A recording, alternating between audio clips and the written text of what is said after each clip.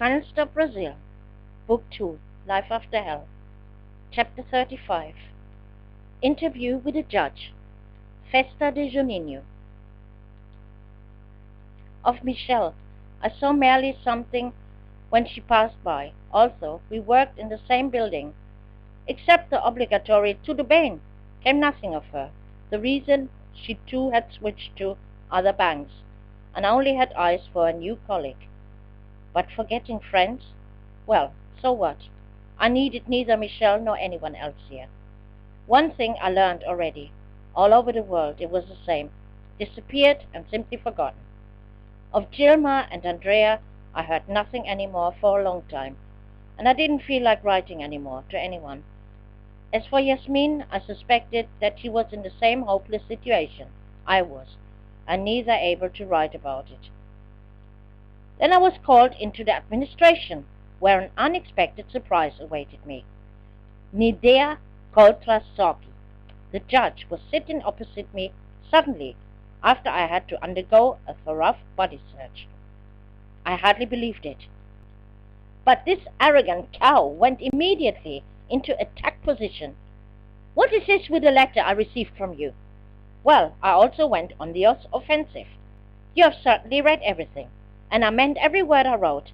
I'm as innocent as this reporter Roberto Cabrini. That this man was released after 2 days in jail and allowed to work again, while I, beside 3 years of my life, lost absolutely everything I ever had. I have no rights and live worse than animals in this country, together with dirty pigs." I talked myself into gear and really knew no more respect. What did I have to lose? Her bodyguards, ridiculous, could not intimidate me. She wanted to know if I broke up my hunger strike, to which I replied yes, because my statement was not allowed to be forwarded to the media. I gave up after a week. Not worth it, if no one knows anything about it. Whether I was eating normally again? To this question I laughed her, sassy and sarcastic in the face. "I don't know what you call normal. 2-3 times a week I eat. The rest of the week the grub is uneatable. I stay either hungry or live on what I buy, biscuits, bread, etc." With this the topic was done for her, but I was far from done with this judge. As far as the rejection of semi-aberto or conditional, because the risk of flight, that's completely ridiculous and absolute nonsense. How many Brazilians perceive the first opportunity to run away, hide and return again to be criminal? But me, where am I going to run to without money and documents? The address of my friend is also real. In previous visits to Sao Paulo, I was already living there. This was indeed the only lie I dished her, but that wasn't her business. She asked, "Why did you come to Sao Paulo?" "Because I had some friends here and a namorado," emphasis on had, "since visita intima is banned for me as a foreigner." In a little more relenting tone, she acknowledged that it was not only been her decision alone to reject semi-aberto, and if I had a private lawyer, I kindly make him go against the decision. This, however, made my jaw drop down. What did she believe my attorney was doing? In addition, it required but a single entry of her as a judge to set aside her own decision. Where all the money was coming from to go against everything and raise any appeal by a lawyer, this woman seemed not to care about it. To discuss any further made no sense, but I reached what I wanted. I released air and drew attention on my individual case. This had been my only goal, and I made it. After all, a judge would not condescend, him or herself, every day to have a talk with a prisoner in jail, and certainly not in Brazil. My mood lifted and rose even more as we were back in June and the annual June festivities were held. Again was the same show as the previous year of Radio Bungee. To my great joy, Isolta Samba played on the first Saturday, and again it was so clear and loud enough.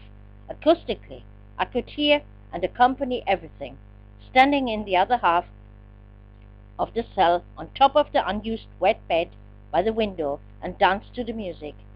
Luckily, the others were already asleep, so at least no one bothered me. When Tiaguinho and Pericles sang some of their old songs, I got goosebumps. Sadly, I asked myself when I probably could finally enjoy them live. Towards the end, Donna Edith was awake, crept to the bathroom, and noticed, on the way back to bed, my absence. She couldn't see me in the dark in the other cell, half by the window, but I saw her and was amused to observe her, how she sat up in bed and apparently thought about where I had gone to. Well, where could I have gone to? After the show, I jumped off the bed as if nothing had happened, noticed that she looked at me strangely, but said nothing. She could think of me what she wanted, I didn't care. Shortly before, I was angry and clashed with her when she wanted to tell me all the gossip from this place, and I shut her mouth. I don't give a damn what's going on here. As far as I'm concerned, these stupid women can run away, fight with each other, or kill each other, or die by themselves. It does not interest me. She had responded deadly insulted. I should not talk to her in this tone. She only had me for entertainment after all.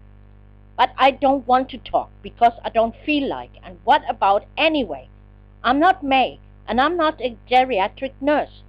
I'm in this cell because that is my right. That said, from that time on, she talked less. However, was still lying in bed, frustrated and ill during the weekend, while I continuously had my headphones plugged in my ears up to 2 o'clock, taking my coffee and happily blaring, washing and cleaning. The second Juninho Saturday was great, with samba groups like Boca Loca and Catingele, especially nice since the former vocalist returned and it was now the original group.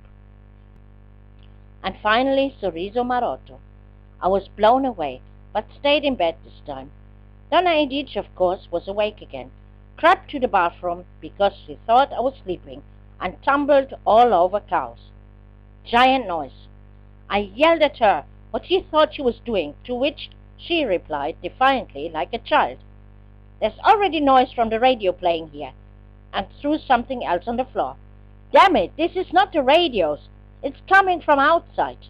Everybody is sleeping here, at least was, and now you go to sleep again too, and this mess you sort out tomorrow. I was annoyed, since I missed a lot of Sorriso Marotto by the noise. No, she crawled around in the dark trying to gather and pick up her stuff, promptly dropping something again. If she would have done this while Exalta Samba was playing, I would have strangled her. Then one afternoon I was unexpectedly called to the front again. There I had to undergo a kind of interrogation. Until now had not come a single response to my hunger strike of the prison director, but the judge wrote a letter exactly to this address in order to learn whether it was known that I was on hunger strike or had been. Seemed as if I had moved quite away with it. Frankly, I gave information. The woman researching on this case asked me if I ate and what I ate, how often, and especially what I wrote in the letter to the judge. This interview continued the whole afternoon. The doors to my working place were already closed when I returned, and so I rushed to watch at least the end of the Euro Cup match, Spain against Russia. I made it in the 20th minute of the second half, when it was 1-0 for España. I cheered and cheered even more when Spain finally sent Russia home with a 3-0. Hopefully the Spaniards were doing the same with the Germans on the coming Sunday. Bad enough, the crowds made it into the final.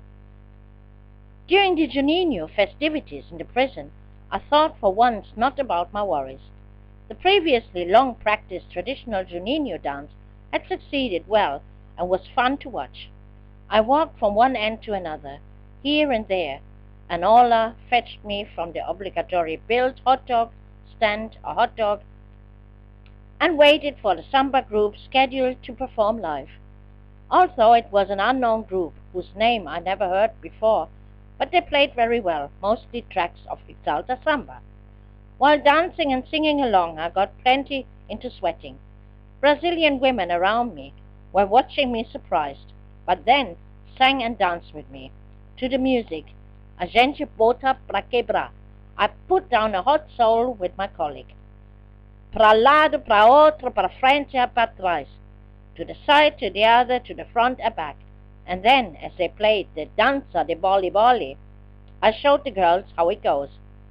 Livre pra voar. I shouted out loud the lyrics. Brazilians and foreigners alike marveled and admired me because nobody had seen me so exuberant, dancing and singing to samba music. Unfortunately, the party was way too short, and I could only hurriedly say goodbye to Bali and forewarn Clergy that the following Monday Blitz should take place again.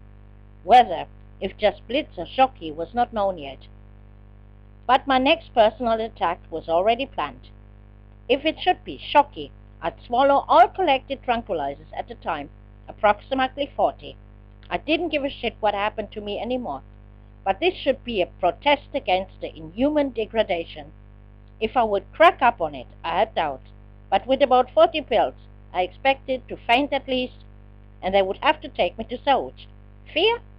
I had long since no fear. If they took me for this action in Castigo, I would summarily continue my hunger strike.